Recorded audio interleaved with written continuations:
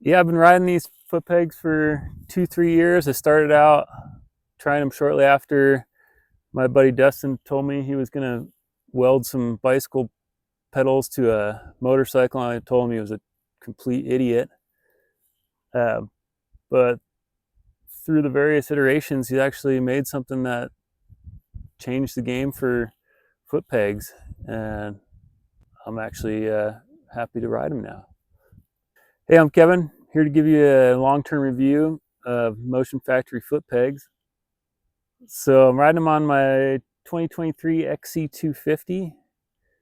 It's pretty much stock, other than some protection and the foot pegs. The XC250 is an absolute beast on the high RPMs and still lugs like a champ in the techie stuff. Suspension's great, and foot pegs really tie it together. Yeah, the idea of a rotating foot peg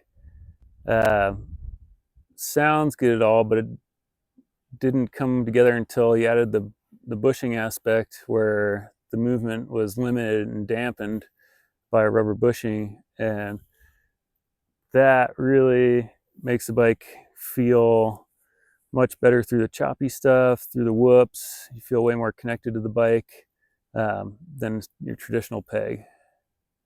The brake side also makes your brake pedal feel a lot more sensitive, because that little bit of movement allows you to gradually apply pressure. It's much less on-off than a standard foot peg. Yeah, it didn't really take long to get used to the feel of the moving foot peg. Maybe for a moment, just the added grip made it so you had to readapt to how you shift and brake a little bit, because you're so glued to the bike.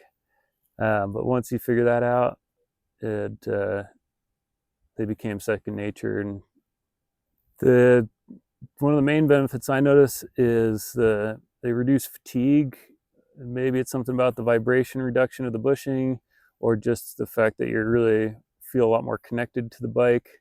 But your legs and feet just feel like you're not having to work as hard to stay in touch with the bike, and really adds up over a long day on the saddle. I've been trying all the different iterations and size platforms, plastic, metal, everything in the lineup, and I've settled on the trail platform, the metal. To me, it's the best grip and durability. My favorite kind of riding is kind of either wide open, fast, or really technical. Slow speed, not so much in the middle. So I feel like there's advantages in both those worlds for these pegs. And the high speed stuff, the whoops really disappear, and in the slow techie stuff, you just have such a solid grip.